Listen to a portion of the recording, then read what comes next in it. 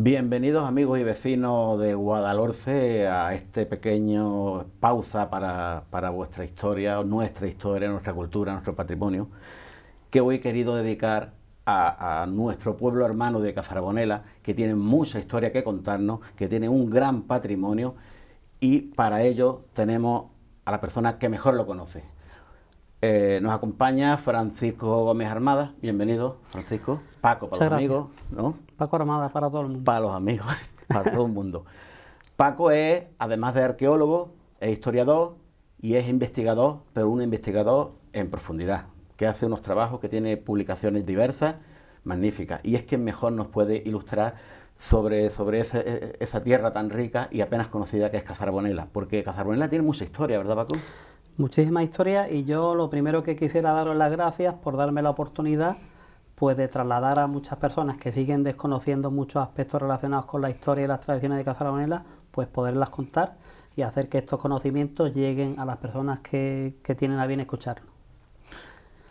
La historia, como tú bien has comentado, una historia muy amplia desde el punto de vista cronológico. ¿Por qué? Porque Cazarbonela tiene yacimientos desde época prehistórica. O sea, tiene desde cuevas con pintura rupestre, tenemos enterramientos de época megalítica. ¿Sí? Estamos hablando de épocas de 2.000, 3.000 años antes de Cristo. O sea, que hay yacimientos que tienen casi 5.000 años de antigüedad. ¿Y tiene pintura rupestre? Sí, hay cuevas con pintura rupestre también. Ya empieza la sorpresa. Lo que es la etapa final del Neolítico, de transición a los metales, lo que es la etapa calcolítica. Pero estamos hablando que esas pinturas pueden tener perfectamente entre 3.000 y 4.000 años de antigüedad. Y a partir de ahí ha estado...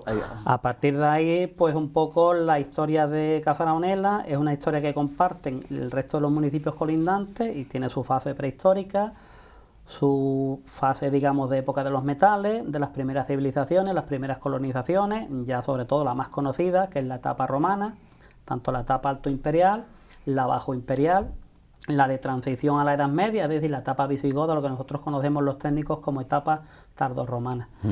Justo después de la etapa tardorromana y visigoda, pues tenemos el periodo, digamos, de la etapa, digamos, musulmana, alto medieval, bajo medieval. Llegamos ya hasta la etapa del final de la Reconquista con los Reyes Católicos. Hablamos de finales del siglo XV, que es cuando toda esta zona pasa a control castellano.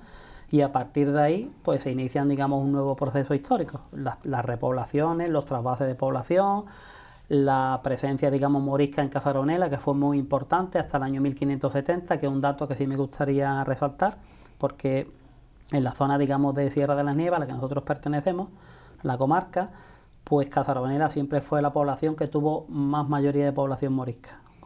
También, por ejemplo, Monda y Tolox también tenían una población, pero fue Cazarbonela el que siempre tuvo más población. Después de la Reconquista se quedó un núcleo musulmán. Sí, lo que pasa es curioso porque justo cuando aquella zona pasa a control castellano, en junio de 1485, se firmaron unas capitulaciones. Eran unos documentos en los que se recogían unas condiciones en las que ambas partes se comprometían. Es decir, yo, digamos, cedo el control de la plaza sin que haya derramamiento de sangre, a cambio, evidentemente, se hizo unas contraprestaciones.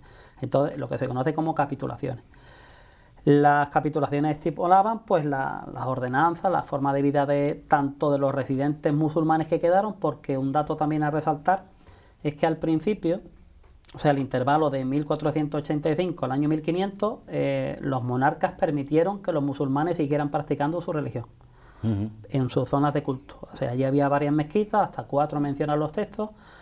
Los vecinos castellanos, que entonces eran minoría, pidieron el uso de la mezquita o aljama mayor, que se ubicaba donde se encuentra hoy la parroquia mayor de Santiago, y los vecinos musulmanes siguieron utilizando las 3 restantes, que eran mezquitas más pequeñitas que estaban distribuidas por barrios. Estaba la zona del Arrabal y zonas del interior de la Medina.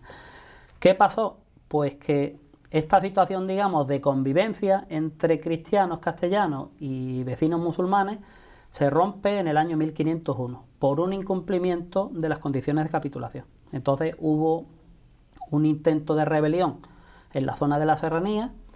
Los castellanos pudieron sofocar la rebelión, pero a partir de ahí la condición era la siguiente: o sea, os convertís al cristianismo o podéis iros al norte de África y seguir practicando en esa tierra vuestra religión. Hubo vecinos que se marcharon, la inmensa mayoría se quedó. A partir de ahí, con la conversión, es cuando los conocemos por moriscos. Moriscos es un mal nombre porque incluso las autoridades castellanas y también los mismos estamentos religiosos no querían que se utilizara esa palabra. Más bien, cristiano nuevo de moro o nuevamente convertido. Esas son las palabras, digamos, correctas que se deberían utilizar. Lo que pasa es que, digamos, por mal nombre o por también el nombre que tiene un uso más frecuente, se quedó lo de morisco. De hecho, a nosotros, los vecinos de Cazarabonela, se nos sigue conociendo por morisco. Y es por eso, en parte, una de las razones que lo pueden explicar es precisamente esa continuidad en el tiempo de una mayoría de población morisca hasta el año 1570, que justo después de la guerra de la Alpujarra, aunque los vecinos de Cazarabonela no participaron en la guerra que se inicia en la zona de la Alpujarra granadina contra la opresión castellana, lo que se conoce como moriscos de paz. Sin embargo, cuando acaba la guerra, hay un decreto de expulsión de toda la población morisca del Reino de Granada. Para entender nosotros lo que era el Reino de Granada, ocupaba lo que hoy son las provincias de Málaga, Granada y Almería. Digamos, fue el último reducto de dominio musulmán en la península, lo que era el Reino Nazarí. Esto pasó a llamarse el Reino de Granada. Y se mantuvo hasta principios del siglo XIX esa división administrativa, que es cuando ya en España se crearon las provincias. Entonces los musulmanes de Cazarabonela no participaron, pero pagaron las consecuencias. Pagaron las consecuencias, pues como todos los residentes musulmanes del Reino de Granada. Estamos hablando que fue una guerra terrible por ambas partes. O sea, hubo episodios de sangre, de venganza y de matanza, porque estamos hablando de una guerra de grandes proporciones por ambos bandos. Y para que nos hagamos una idea, estamos hablando de que posiblemente entre muertos, deportados, hablamos de casi 80.000 personas. 80.000 personas. 80.000 musulmanes que sufrieron directamente las consecuencias de la guerra. Y claro, a principios, lo que es el mes de abril de 1570, pues justo a la zona nuestra le toca el traslado forzoso de población al interior de Castilla. Entonces, ¿cómo se hacía esto? Pues lo que se hacía era que se formaban grupos de unas 1.500 personas. El caso concreto de Cazarabonela, los vecinos que tenían que ir por sus propios medios y con lo que pudieran llevar a cuestas, o sea, no se les permitía que llevaran nada más. Pues tienen que trasladarse desde Cazarabonela a Málaga. Desde Málaga hacen agrupaciones con otros residentes de otras zonas que también sufren la expulsión y desde ahí van a Antequera. Y ya desde Antequera hubo grupos que trasladaron a la zona de Sevilla, sobre todo a Écija, y otros grupos a la zona de Córdoba. Incluso con posterioridad se les trasladan más al interior de la península. Entonces al final hay una dispersión de moriscos de Cazarabonela que algunos llegan hasta zonas de Castilla y León.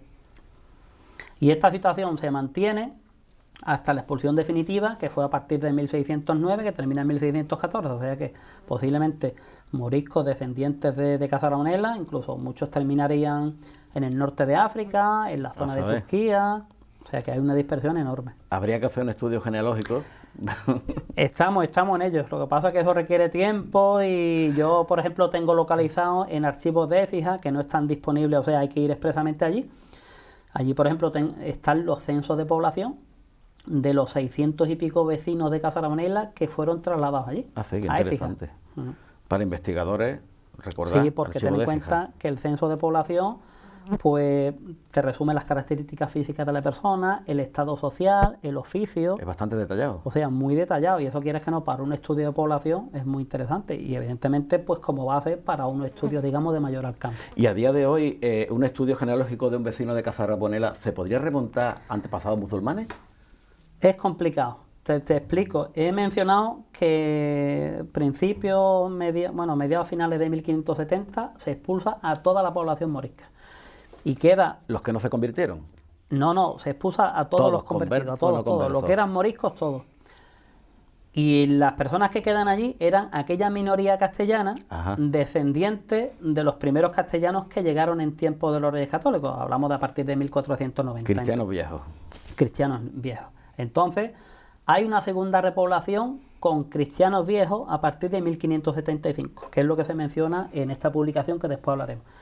Entonces, en 1575 vienen 70 y tantos nuevos pobladores de distintas zonas de España, del norte, del centro, ¿Qué es lo que quería el gobierno central, el Estado con aquello? Pues evidentemente que estas personas, digamos, pagaran un censo a perpetuidad, porque el gobierno lo que no quería era que las tierras quedaran sin cultivar. Claro. Porque claro, una economía que depende mucho de lo que es la agricultura y la ganadería, pues evidentemente tierras fértiles que hasta entonces eran muy productivas, sería un auténtico desastre económico que se perdiera.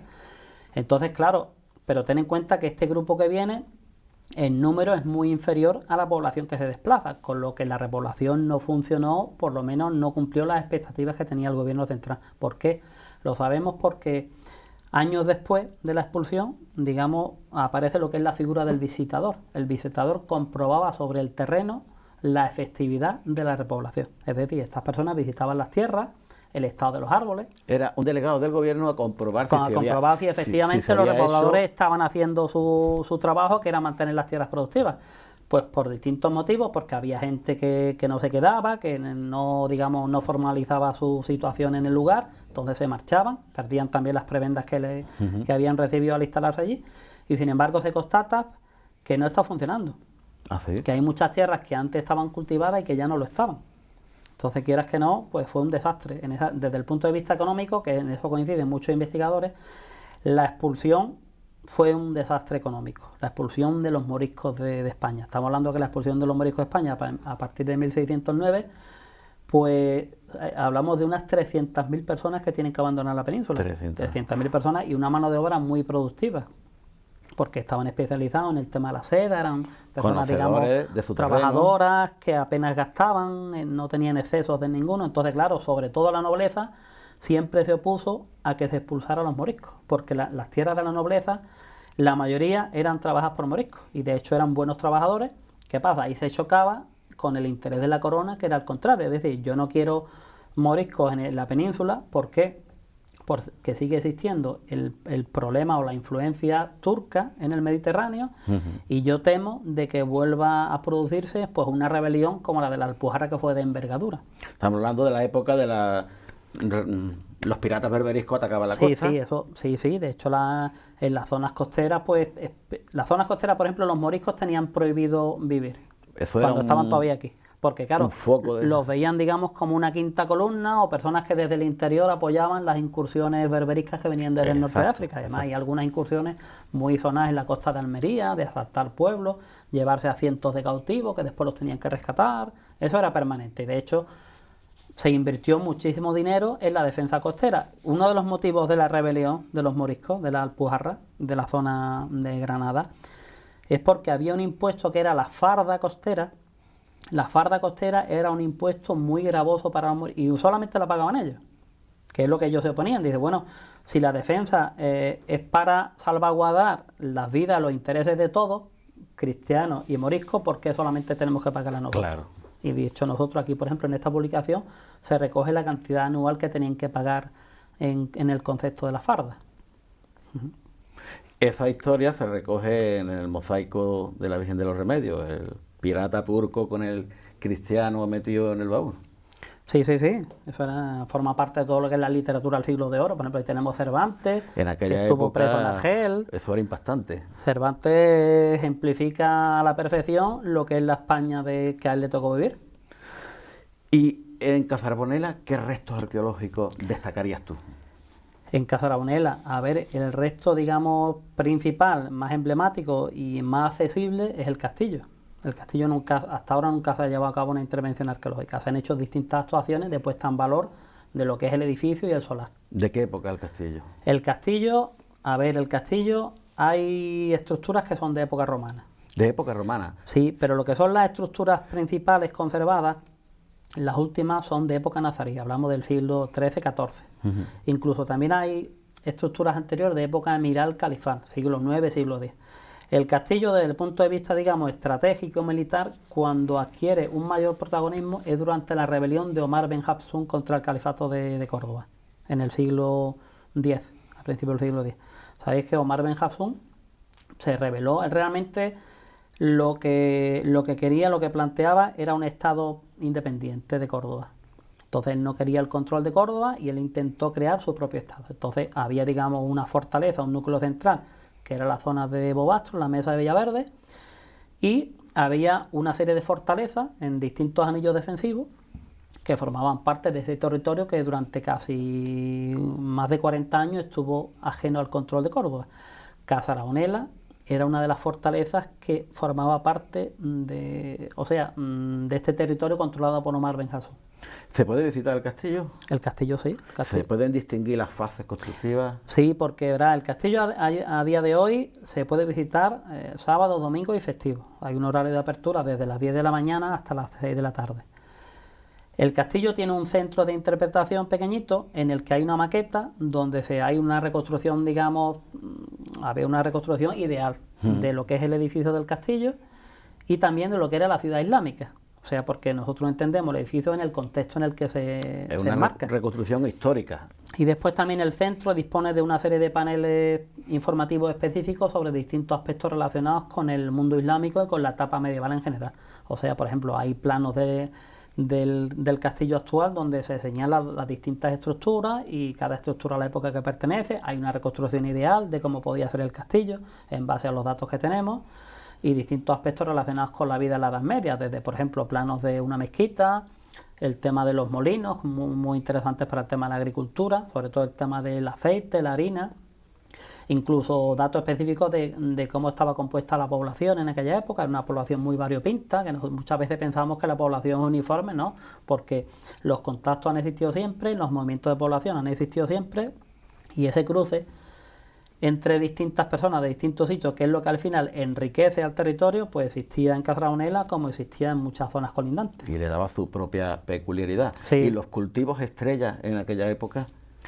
Los cultivos estrellas en época musulmana. En época musulmana. En época musulmana, por ejemplo, en la etapa morisca, es curioso porque los libros de repartimiento te dicen hasta cada planta que existe en cada parcela las características que tiene. ¿Ah, sí? Entonces, ¿Tanto? por ejemplo, un cultivo que después se perdió era el tema de la seda. La seda y la viña es muy importante, el olivo no tanto. Había es curioso, mucha seda. había mucho moral para la seda. Sabéis que el moral es la planta, digamos, cuya hoja sirve de alimento al gusano de la seda. Muchas viñas también, incluso las viñas te describen las distintas calidades. Viñas de primera calidad, de segunda, de tercera. Los morales pasa igual, te dice por la cantidad de morales que hay, las divisiones que hay del territorio, que son muchas medidas que ya heredas de época nazarí. Y entonces esos eran los cultivos principales. La seda porque era un producto caro, que tenía mucha demanda.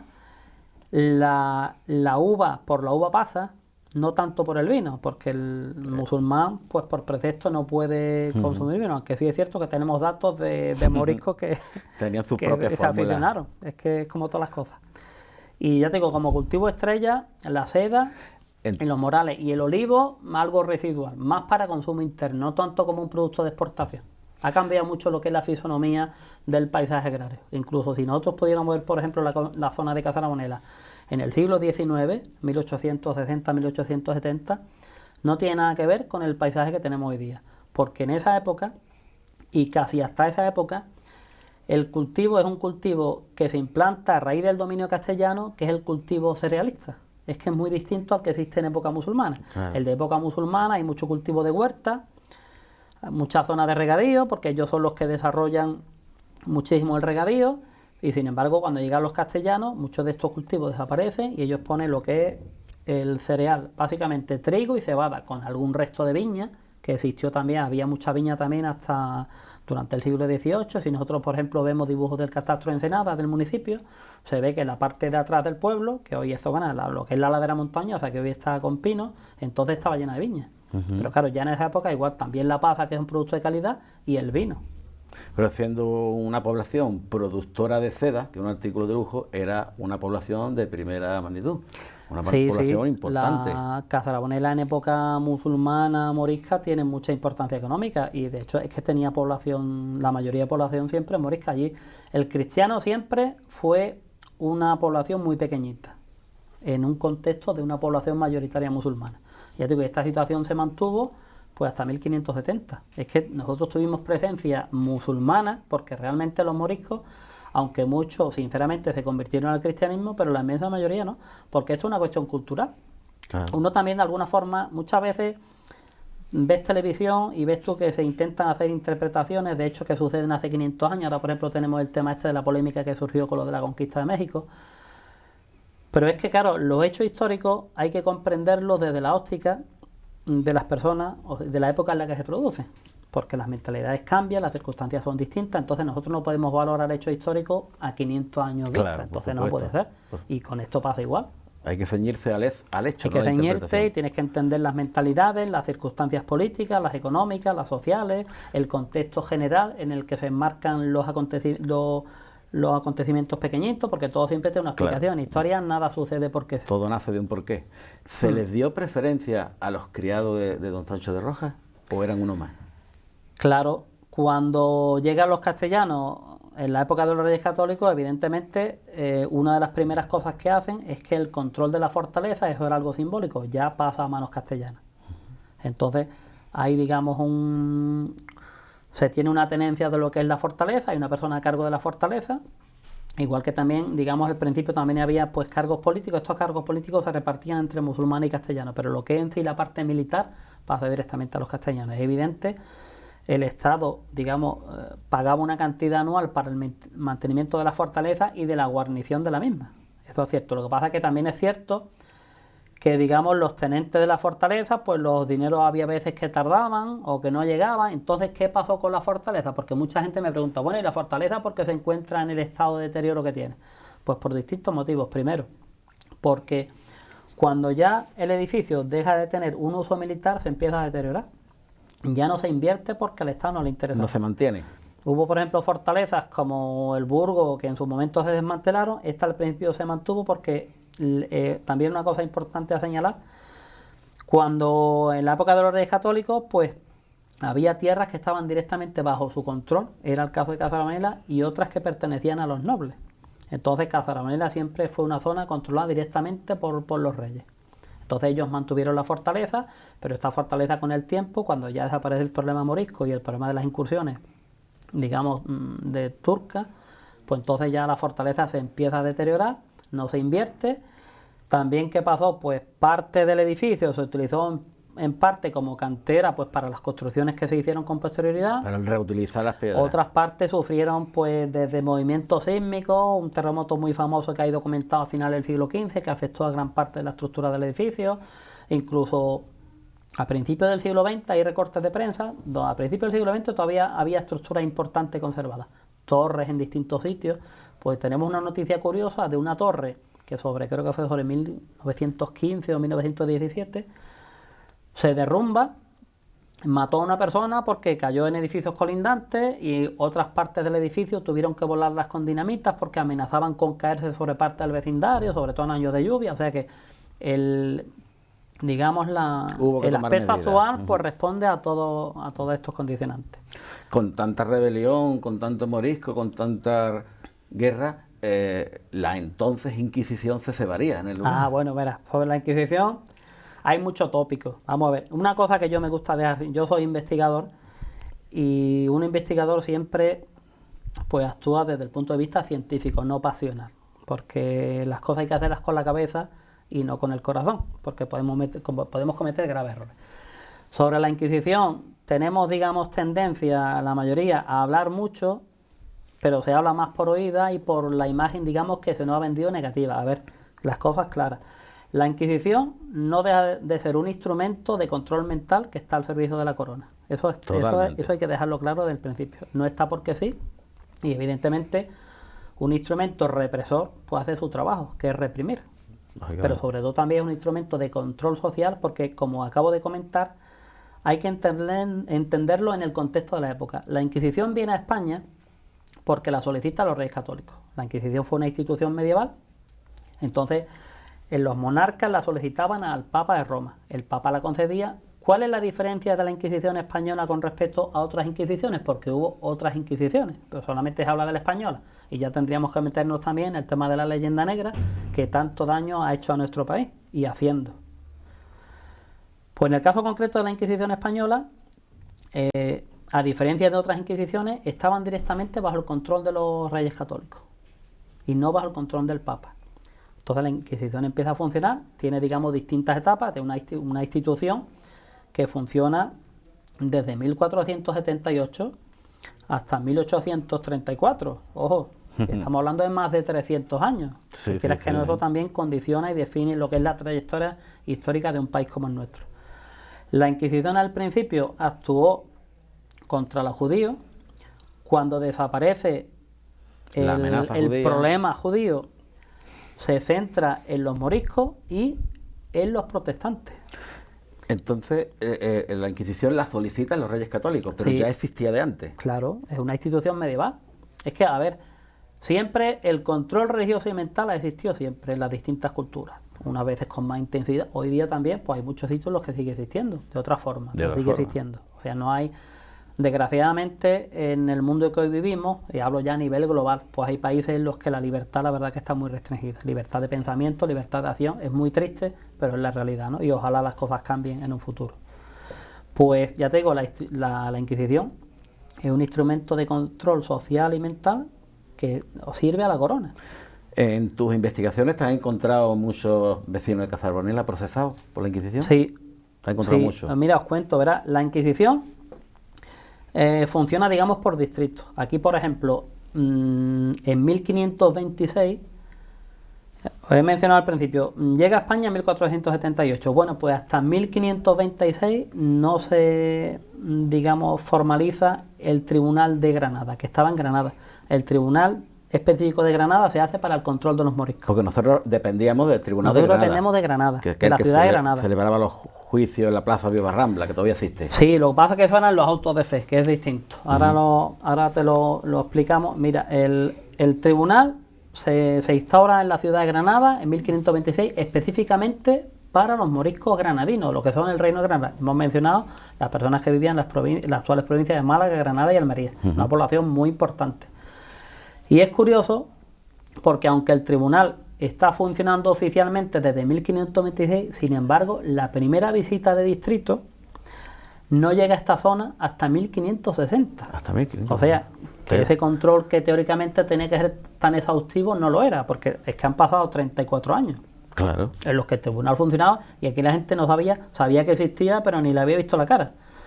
Entonces es curioso porque allí en Cazarbonela, nosotros, este año digamos será ya la 7ª representación, tenemos una recreación histórica que se centra precisamente tanto en las dos visitas que hizo la Inquisición, en 1560-1568, y la última parte, que es digamos cuando comienza la guerra, la rebelión de la Alpujarra, el desarrollo de la guerra y la expulsión de los moriscos. Una trilogía que nos cubre 10 años, que fueron decisivos para la historia posterior de Cazarbonela. Entonces, hoy podemos revivir una visita inquisitorial a Cazarbonela. Sí, se puede, pero se puede revivir de forma científica, rigurosa, es decir, sin entrar en el exceso, en el mormo, porque evidentemente la Inquisición pues tiene que hacer su trabajo. Pero cuando uno analiza los documentos, que es lo que hay que hablar con los documentos por delante, yo soy guionista de 3 guiones. De los 3 guiones de Inquisición. Sí, aquí tenemos uno, que es el que se hace este año, que este es el que cierra la trilogía, la última parte, digamos, de este periodo histórico de 10 años. Pero, por ejemplo, yo cuando preparo guiones, pues evidentemente lo primero que hago es, me los preparo durante mes y medio aproximadamente, documentación. Afortunadamente, sobre Inquisición está toda la documentación. Te dedicas a recoger Se información. pide información al Archivo Histórico Nacional, que está en Madrid, que es el que atesora toda la documentación relacionada con la Inquisición española, de todos los tribunales. Entonces se pide información porque los inquisidores, cuando finalizaban la visita, tenían que hacer un memorando, un resumen, una memoria y enviarla a Madrid, que es donde estaba el Consejo de la Suprema. Todos los inquisidores de distrito dependen de Madrid. Entonces era su obligación presentar un informe. Entonces cuando presentan el informe, ten en cuenta que la primera visita inquisitorial, o sea, recorrió 60 lugares, duró 6 meses. Entonces uno de los lugares que recorre el tribunal, que se va en un tribunal itinerante, es Cazarbonela. Pero estuvieron en Cazarbonela, estuvieron en Alozaina, estuvieron en Junquera, en toda la zona. Imaginaros 60 pueblos y lugares, tanto la zona de Marbella, de Coín, las distintas vicarías a las que nosotros pertenecíamos. Entonces, en esta primera visita de 1560 hubo un número importante de encausados. Cazarbonela, después de Ronda, fue el municipio que tuvo. Cazarbonela tuvo 25 expedientes abiertos. Pero son expedientes que al final se quedan en multas. Es decir, pues, ¿y por qué? Porque, por ejemplo, el inquisidor, que no es el ogro que nos quieren pintar, porque cuando uno lee los documentos te das cuenta de que es un funcionario al servicio del rey y un funcionario que hace su trabajo. Intenta hacerlo de forma aséptica, es decir, sin entrar en detalle. Al funcionario le dicen, usted tiene que controlar que el vecino morisco no vista a la morisca, porque si vista a la morisca lleva una penalización. Usted tiene que controlar que cuando se mata un animal para consumirlo, pues se mate a la forma castellana y no a la forma morisca. Usted tiene que controlar que un morisco no se bañe en privado, porque nosotros entendemos que bañarse en privado es una forma un poco de mantener los usos y costumbres propios de la religión musulmana. Esto se penalizaba, y se penalizaba a través de multas. Allí en Cazarbonela, pues afortunadamente estas personas se quedaron multas. Evidentemente en otros sitios el caso eran más graves, porque lo mismo había temas de blasfemia. Es una época en la que hay muchísimos delitos, pero o sea, son delitos y la justicia civil pues afecta a todo el mundo.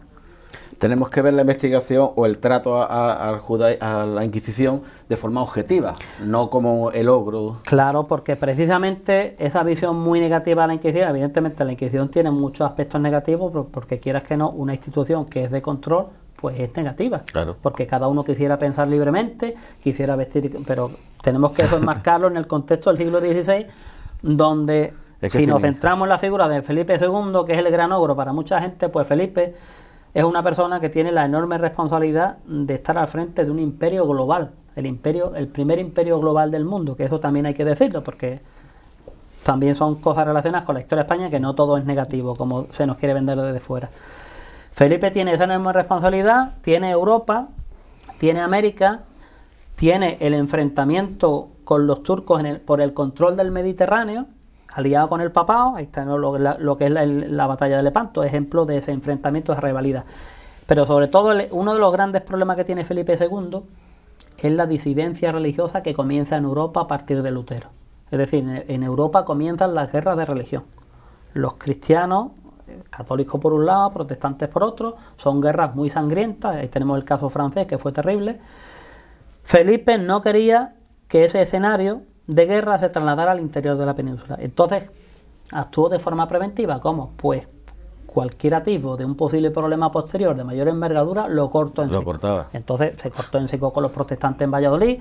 Había unos focos protestantes en la ciudad de Valladolid que lo reflejan muy bien Miguel Delibes en su libro Los herejes. Hay muchas personas, un libro muy recomendable, y estudia precisamente, y lo hace después de una forma narrativa, lo que sucedió con el núcleo protestante de Valladolid. También había un núcleo protestante muy importante en Sevilla, que también la Inquisición lo atajó.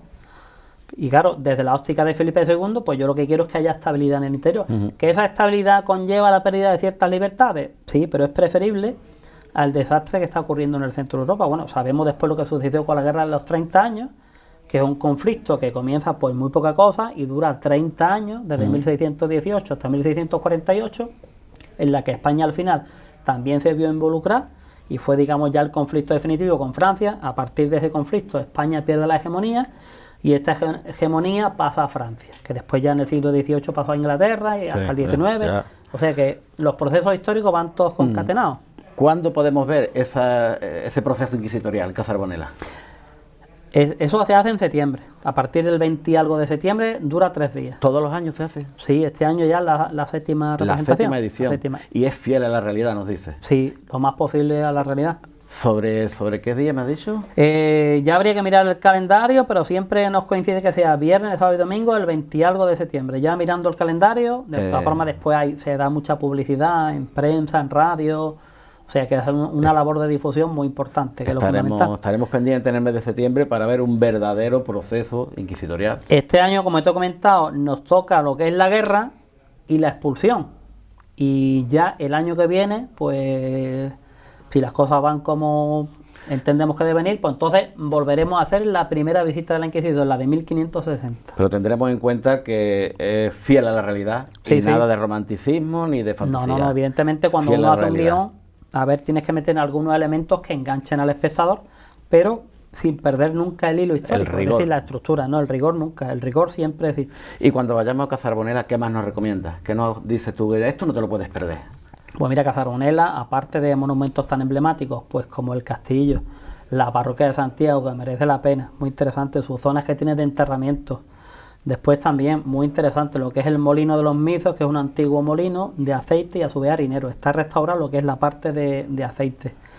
La ermita de la Veracruz, fundamental, sobre una antigua mezquita, lo que era la mezquita de la Rabat, es donde está también la sede de la Virgen de los Rondeles, que es una fiesta Muy peculiar y muy particular. Claro, una fiesta que se recuperó afortunadamente gracias a los vecinos. Ya tiene una regularidad en cuanto a que se hace anualmente desde hace ya muchos años. Tiene la declaración de fiesta de interés turístico nacional de Andalucía, también fiesta de singularidad turística provincial, y ahora se está trabajando en la obtención de fiesta de interés turístico nacional, que es el máximo galardón que puede tener una fiesta de estas características en España. ¿Y cuándo se celebra? Eso es el 12 de diciembre, siempre el 12 de diciembre. ¿Y qué son los rondeles? Los rondeles son los capachos que se utilizan en el prensado para obtener el aceite. Entonces dice que antiguamente el rondel, los rondeleros que precedían a la imagen, el rondel iba desplegado. Claro, cuando el rondel va desplegado, la combustión es mucho más rápida. Entonces hoy día se van enrollados y van dobles para que duren mucho más. Ten en cuenta que desde lo que es la ermita de la Veracruz, que está en la parte, digamos, baja de la zona del Arrabal, tienen que subir en procesión hasta la parroquia de Santiago. O sea que hay un recorrido largo, las calles son estrechas, tienen que hacer muchas paradas porque también es que pesa, va ardiendo, hay que tener cuidado por el aceite también que cae, depende también un poco de las condiciones climáticas, si hace más viento, van dependiendo. Esos rondeles de prensar entiendo que van impregnados de la alpensín que ha desprendido esa aceituna. Sí, y van impregnados de aceite, eso lleva muchísimo aceite. Juega un papel importante el fuego en la fiesta. Muy importantísimo. Yo siempre he dicho que los rondeles es una fiesta de los sentidos. Porque son los olores, muy visual por el tema del fuego. Ten en cuenta que se hace de noche, se apaga lo que es la iluminación, el alumbrado público de todo el recorrido. Los sabores también, porque después, por ejemplo, cuando finaliza la fiesta y la imagen se queda en la parroquia durante unos días, después hay chocolate, tostones de pan con aceite, buñuelo que se hace en la plaza, o sea, son los sabores propios. Nosotros siempre decimos en Casa Ramonela que la Navidad comienza con los rondeles. Siempre. Con todos los sentidos alerta para una fiesta percibirlo de los sentidos. El sonido, las pastorales que van, o sea, amenizando lo que es el traslado de la imagen, pastoral de mayores, pastoral de pequeños. O sea, es una actividad, una fiesta en la que se involucra prácticamente todo el municipio, de padre a hijo, porque la pastoral pequeña son los que en el futuro formarán parte de la pastoral de mayores. Las personas que portan rondeles, las personas que portan la imagen, todas las personas que asisten como público, tanto los propios como las personas que tienen a bien visitarnos, que recibimos visitas de muchos sitios de España y de fuera de España también. También se ha hecho un hermanamiento con una localidad de Valladolid, en lo que hacen una celebración parecida, en el que el elemento principal es el fuego. También se ha hecho un hermanamiento, ellos vienen a visitarnos, también hay delegaciones de Casa Ramonela que van allí, o sea, todo esto es positivo. Estamos hablando de que las investigaciones en patrimonio, las intervenciones de recuperación y puesta en valor a la larga siempre dan frutos positivos en generación de empleo directo e indirecto, en que ya te creas un tejido en el que la gente diga, oye, quiero subir a Casa Ramonela porque hay elementos de interés, y si hoy descubro esto, resulta que voy el mes que viene y aparte de que como bien, pues también puedo visitar esto de aquí, y mañana tengo esta actividad y el otro tengo la otra, y entonces generamos, digamos, una red en la que todo el mundo en alguna época concreta del año quiere subir a Casa Ramonela. Claro. Para despejarse, una gran ventaja que tenemos, la mejora de la infraestructura de comunicaciones, y estamos a 30 minutos, 30-35 de Málaga, y sin embargo Casa Ramonela sigue conservando todo el encanto de los pueblos del interior. Estamos hablando con el mejor investigador de la fiesta de los rondeles, que tiene un trabajo de gran calidad, que yo creo que es un trabajo que está bien currado. Uno de los artículos, toda la publicación no es mía, pero es un artículo extenso. Pero además, después he seguido trabajando en ese tema también. En el tema de las hornacinas también te lo has trabajado, ¿verdad? Las hornacinas que hay en las calles de Casa Ramonela son muy peculiares también. Mira, Casa Ramonela tiene actualmente, porque es que como no paran de recuperarse, yo creo que actualmente tiene que haber sobre entre 45 y 48 hornacinas. ¿Tantas? Sí, muchas. Porque incluso muchas veces, pues en el transcurso de obras, para mí un picado, una facha para un enfoscado, aparece el hueco de la hornacina antigua que ya nadie se acordaba. Hace poco nos ha pasado con un vecino en la zona del centro, entonces apareció, y este vecino, pues una persona muy concienciada con el tema de patrimonio, también es miembro de la Asociación de los Rondeles desde hace muchos años, y una persona comprometida desde siempre con la historia del pueblo, pues entonces se ha recuperado la hornacina, incluso han puesto una imagen pequeñita de la Virgen de los Rondeles con sus rondeles detrás, y está curiosísima. Y además es un elemento, o sea, merece la pena visitar aquella zona concreta pues para ver la imagen que se ha puesto. Y se ven recorriendo las calles del pueblo, las callejuelas, te las encuentras de pronto. Sí, sí, están por todas partes. Había una tipología muy variada. Bueno, ¿y qué son las hornacinas? Porque las vemos en todos los pueblos, pero ¿qué son? Las hornacinas son un elemento... Hay muchas teorías que intentan explicar el origen y la función de las hornacinas. Una de las teorías más aceptadas es que el tema está en relación con la práctica del Vía Crucis. La práctica del Vía Crucis se instaura en esta zona de Málaga precisamente con la llegada de los Reyes Católicos. Comienza en la zona de Málaga ciudad, que fue, digamos, la conquista emblemática del Reino de Granada en esta zona, y después, claro, pues esa práctica del Vía Crucis se extiende a todas las zonas que ellos empiezan a controlar, entre ellas Cazaramonela. Hay también una de las teorías, aquí por ejemplo en esta publicación se recogen todas las posibles teorías e interpretaciones. Hay una que dice que incluso son de época morisca, porque el morisco convertido de alguna forma un poco quería demostrar la sinceridad de su conversión. Puede ser, pero también hay incluso que hay quien la remonta a época romana, por el tema de los lares familiares, de que estaban en la esquina de los edificios. O sea, quieras que no, todas estas interpretaciones enriquecen el tema de la hornacina y le dan más valor. No es una única interpretación. Es decir, no se agota un poco la vía de las posibles causas o de motivos por los que estas hornacinas están allí. Incluso te las encuentras tanto en edificios señoriales como en edificios muy humildes.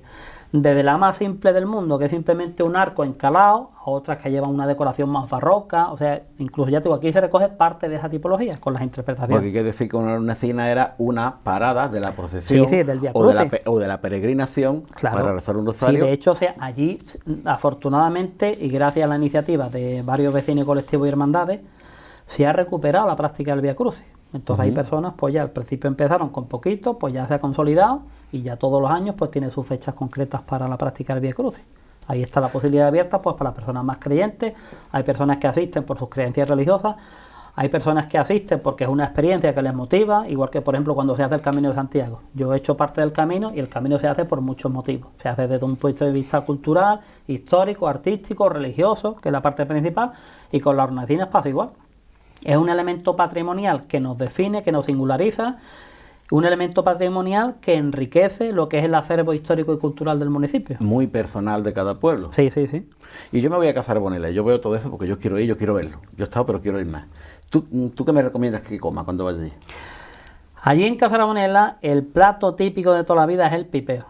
¿Qué es el pipeo? El pipeo es un plato, digamos, de temporada, que el componente principal son las habas, las lechugas, lleva también tortitas de pan. O sea, tiene una elaboración muy compleja. Se hace con productos de temporada, como ha sido siempre la gastronomía nuestra. O sea, siempre claro, sobre el producto de temporada se van preparando las distintas recetas. En la época de las habas se da el pipeo. Claro. Que se hace entonces, con la pipa de las habas. Sí, ya desde el ayuntamiento partió la iniciativa de hacer lo que es un día del pipeo. Y de este año se ha hecho ya el segundo día del pipeo y eso tendrá continuidad, tiene mucha aceptación. Y la verdad que es muy positivo porque quieras que no, es una forma un poco de dar a conocer, o sea, de conocerte mejor a ti mismo, porque incluso había vecinos que lo mismo desconocían el tema del pipeo. O sea, te conocen más a ti mismo y al mismo tiempo puedes darte a conocer. Es un elemento en este tema el gastronómico por el que tú te abres al resto del mundo y te das a conocer.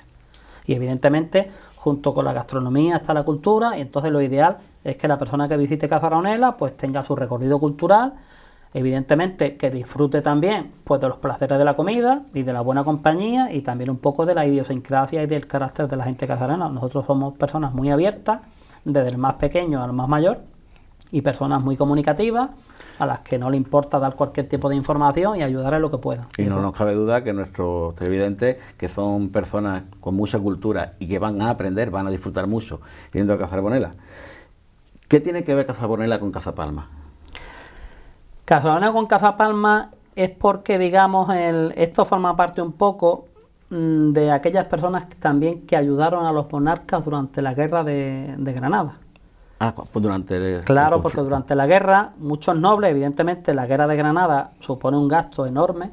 Entonces, ¿qué pasa? La monarquía sola no podía hacer frente a los gastos de la guerra. Entonces, muchísimos nobles que participaron en las ciudades militares y evidentemente después su premio era pues que recibían distintas donaciones de tierra, propiedades. Entonces, incluso hay hasta propiedades de Cazapalma. Date cuenta dónde están, que es en la zona nuestra colindante con Ardales y con el Burgo. Allí la zona del río Turón. Nosotros tenemos planos, bueno, que están en el archivo de Sevilla, de los planos más antiguos que existen, de 1570, 1580, donde, digamos, vienen dibujos de la zona de los cultivos que entonces había en esa ribera del río. Incluso allí se mencionan pues tierras que pertenecían a los condes de Cazapalma, allí en Cazaramonela. Entonces a los condes de Cazapalma se le dan propiedades también. Allí se mencionan, sí. En En Carbonera. la zona de la dehesa, lo que nosotros le decimos la dehesa, que ya es zona colindante justo detrás de las montañas, que eso ya colindante tanto con el Burgo como con Ardales. Era en agradecimiento por haberle ayudado a la conquista sí, muchas de la veces las provincia. donaciones son por eso. Claro, los monarcas solos no podían hacer frente a los gastos de la guerra, entonces los nobles contribuían con dinero y sobre todo con tropas. Y después, evidentemente, tenían su premio. Pues tienen su premio. Eso luego se enterraban en la iglesia. ¿Sabes algo? ¿Has investigado los que hay enterrados en la iglesia? Bueno, la iglesia, verá, la iglesia actual de Santiago es un edificio enorme que sorprende por sus dimensiones, pero el edificio original era más pequeño. Primero, el edificio original, como comenté un poco al principio de la entrevista, se empezó a edificar sobre lo que era la mezquita principal. Los castellanos solicitaron el uso de la mezquita principal a los residentes musulmanes.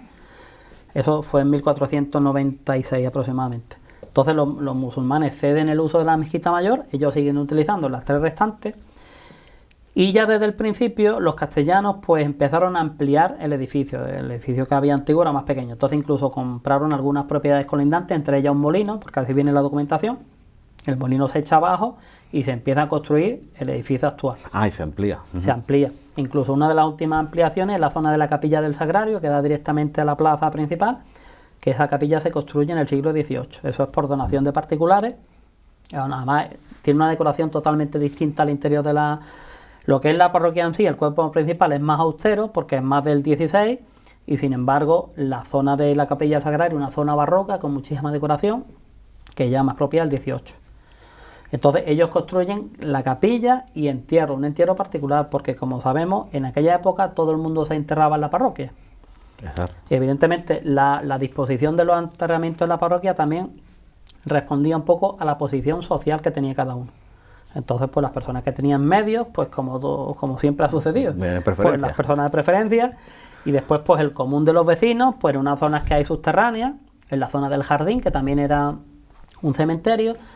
Y entonces ya esta situación, pues ya en el reinado de Carlos III, a finales de mediados del 18, pues entonces claro, no eran unas condiciones higiénicas.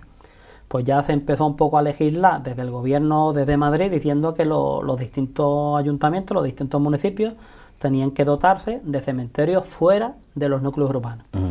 Entonces a partir de ahí es cuando también, una cosa interesante del cementerio de Cazaramonela, que también tiene muchos elementos de interés, es que precisamente pues conserva todos los elementos que se definieron en el reinado de Carlos III. De Carlos III decía, pues los cementerios tienen que tener su zona de entrada monumental con su espadaña, a la derecha la capilla, a la izquierda tienen que tener la habitación para la persona responsable del cementerio. Todos esos elementos se conservan. Se conserva tal cual. Tal cual.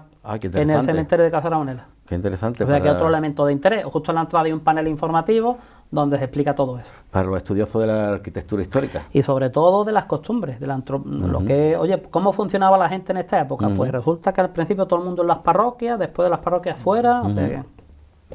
Estupendo, estupendo. Son tantas cosas que no nos da tiempo de verlas todas. Ha hecho una labor de investigación grandísima. Y haciéndolas. ¿Y en qué estás trabajando ahora? Ahora estoy excavando en la excavación que se está llevando a cabo en el centro histórico de Cártama, lo que es Plaza de la Constitución. El yacimiento es enorme, estamos hablando de una superficie de unos 1.300 metros cuadrados aproximadamente.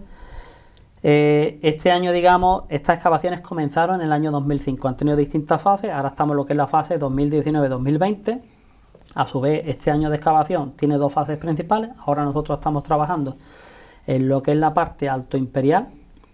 Las estructuras alto imperiales hay que desmontarlas porque después tenemos un relleno republicano que hay que llegar hasta un nivel del siglo III a.C.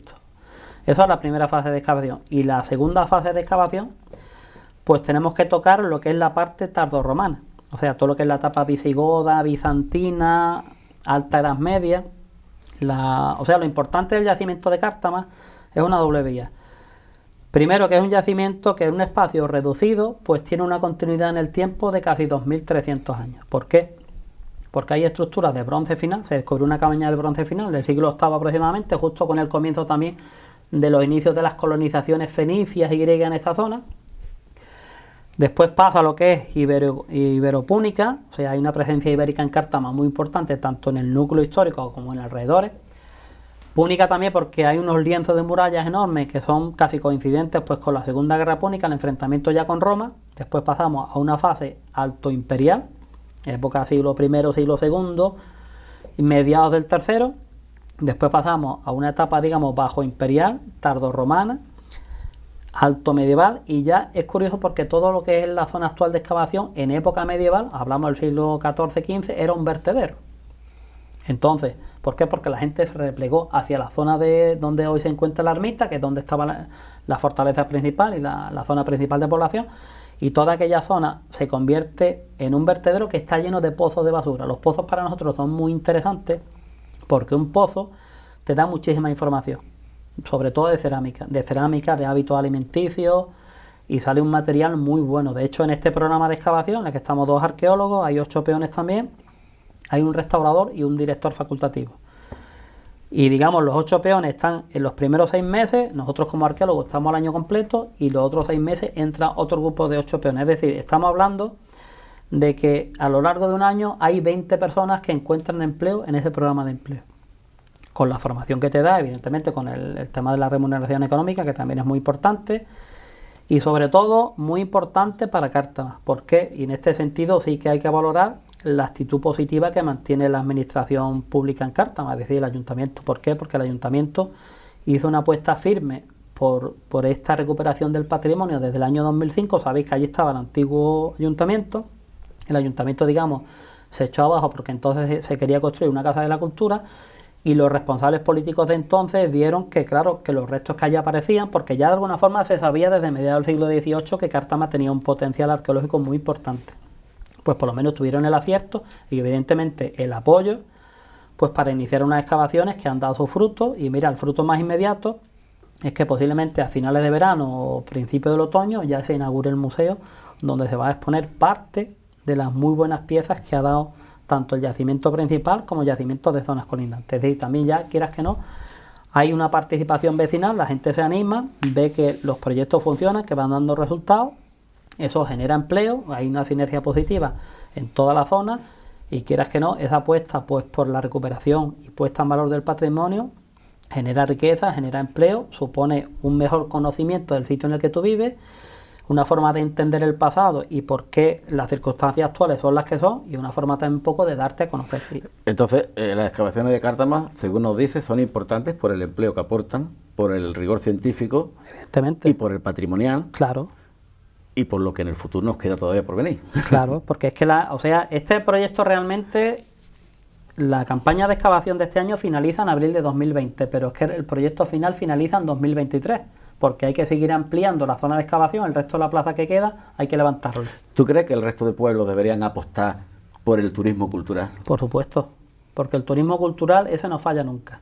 El turismo, digamos, que decimos de sol y playa es más puntual. Nosotros actualmente hay unas buenas circunstancias, pero cualquier destino turístico que en un momento dado puede ser un competidor muy serio con nosotros. Entonces yo creo que todos los municipios deben apostar precisamente por la puesta en valor de su propio pasado, independientemente de que se mantenga el turismo de sol y playa, porque eso genera empleo. La playa la pueden encontrar en Málaga, en Grecia o en Malta, pero lo que hay en Cazarbonera solo se ve en Cazarbonera. Hombre, nosotros, por ejemplo, los municipios del interior no tenemos playa. ¿Qué tenemos? Historia. Vamos a profundizar en esa línea. Incluso, mira, viene recogido en la Constitución, en el Estatuto de Autonomía de Andalucía, es decir, las administraciones públicas, los poderes públicos tienen el deber de preservar por su patrimonio y de invertir. Cualquier municipio nuestro, llámese Cártama, Pizarra, en el sitio en el que nos encontramos, Cazarbonera, Lozaina, Alburgo, Junquera, todos tenemos un patrimonio histórico enorme. Es un patrimonio que de aquí hacia atrás no se actúa lo que se debería. Y muchas veces, precisamente, esa falta de actuación, pues por los motivos que fuesen, pues por falta de concienciación, por falta de medios, pues la verdad es que es un patrimonio que con los años se ha deteriorado, o ha caído en manos de expoliadores o de redes de tráfico de piezas arqueológicas, que eso es un crimen bastante grande que al final realmente al que hace daño es al conjunto de la sociedad andaluza. ¿Por qué? Porque el patrimonio arqueológico es un patrimonio que nos pertenece a todos los andaluces. Es nuestra historia, son nuestras raíces, nosotros somos consecuencia de esos procesos históricos, y lo mínimo que tenemos que hacer es conocer nuestras raíces, pues para entender el presente y planificar el futuro. El nombre lo dice, patrimonio es de todo, es de todo, no tiene por qué beneficiarse uno, sí, porque entonces los perjudica a todos. Pues nos ha fascinado todo lo que nos has contado, Paco. Yo encantado. Nos has dejado con la boca abierta. No se nos olvida lo que nos has dicho para ir a visitar Cazarbonela. Te veo por allí seguro. Mira, yo en Cazarbonela suelo hacer mucha visita cultural. Os cuento una cosa. Allí ya cuento también hago un poco de propaganda, porque el dar a conocer el municipio se da desde muchas facetas. Hemos mencionado el tema histórico, patrimonial, gastronómico. Allí, por ejemplo, por iniciativa de un grupo de vecinos, se puso en marcha un guateque. Un guateque como se conocía en los años 60, 70, pues este año ya va por la 4ª o la 5ª edición. Y eso es en julio. Bueno, pues eso tiene una aceptación enorme. Va gente de muchísimos sitios, de zonas colindantes de Málaga. Bueno, pues este año, pues te digo que muchas veces este tipo de actividades nos enriquecen a todos. Viene un grupo de tomellosos en la zona de Ciudad Real, ¿Sí? Que por lo visto allí también existe un guateque que es muy conocido. Bueno, han hecho como una especie de hermanamiento, algo parecido a lo que ya en su momento se hizo con la festividad de los rondeles. Pues viene un autobús de tomellosos, vienen 50 personas. Ya le han buscado alojamiento en el pueblo. A mí ya me pidieron un poco la posibilidad de que yo le hiciera una ruta guiada. Pues yo trabajaré con este grupo. Si veo que el grupo son los 50, pues haré 2 grupos más pequeños porque es más manejable. Y vaya, que tengan por seguro la gente de Tomelloso que cuando vuelvan a Tomelloso la historia del pueblo la van a conocer. ¿Cuándo es esa fiesta, ese guateque? Este año cae el 20 de julio. Recomiendo, sinceramente recomiendo encarecidamente que toda la persona que pueda ir, que vaya, porque se pasa muy bien. La gente va a la usanza de los años 60-70, la música también es la propia de la época. Cazarbonela tiene para todo. Para todo. El que quiera comer, que quiera bailar, que quiera leer. Hay un tejido de asociaciones muy bueno. Las asociaciones, la verdad, que contribuyen muchísimo pues a generar, digamos, una riqueza, en el sentido de que puesta en valor de patrimonio. Señores, nos organizamos esta fiesta, la ponemos en marcha y sobre todo es mantenerla, no solamente la iniciativa primera, sino después el esfuerzo es, realmente el reto es la continuidad. Es igual que con el tema de la recreación. La recreación, cuando comenzó, pues muchas personas que eran reticentes porque tocábamos el tema de Inquisición, y sin embargo tocamos el tema de Inquisición y el tema de los moriscos de forma rigurosa, de forma científica, que no está exento también de que metamos elementos que siempre atraigan la atención, porque tú cuando haces un guión, tú aparte de que conserve una serie de líneas porque tienes que respetarlo, evidentemente a ti también te da juego, pues para meter situaciones un poco cotidianas, claro, más que con la que la gente se identifique, situaciones humorísticas también que se dan mucho. O sea, eso te da juego, sin perder nunca el rigor. Y te hablo de recreaciones como de cualquier otra actividad que se pueda poner en marcha. Lo del guateque, pues también es algo serio. ¿Por qué? Porque se ha recuperado un poco el espíritu de la época de finales de los 60 y mediados de los 70. Por suerte nuestra sociedad cada vez es más culta, sabe valorar más todo eso que nos estás contando, y estoy seguro que no va a caer en saco roto, se le ha pegado el oído a nuestros oyentes. Y como sabíamos que eras una persona especial y un experto, te hemos preparado un reconocimiento. Pues muchísimas gracias. Pues la verdad que no me lo esperaba. El programa de promoción y difusión cultural Descubre el Guadalhorce, de acuerdo con la directiva de FION Televisión y Radio Pizarra, concede a Francisco Gómez Armada este reconocimiento a la excelencia. Tú haces el Guadalhorce, por la labor que desempeña en favor de nuestra comarca, su patrimonio y sus raíces. En Pizarra, a 13 de mayo de 2019. Pues muchísimas gracias. Muchas gracias por habernos acompañado. Orgullosos nos sentimos de habernos. Y a todos ustedes, pues espero que lo hayan disfrutado como yo, como nosotros, y les espero en el siguiente, que va a ser igual o mejor.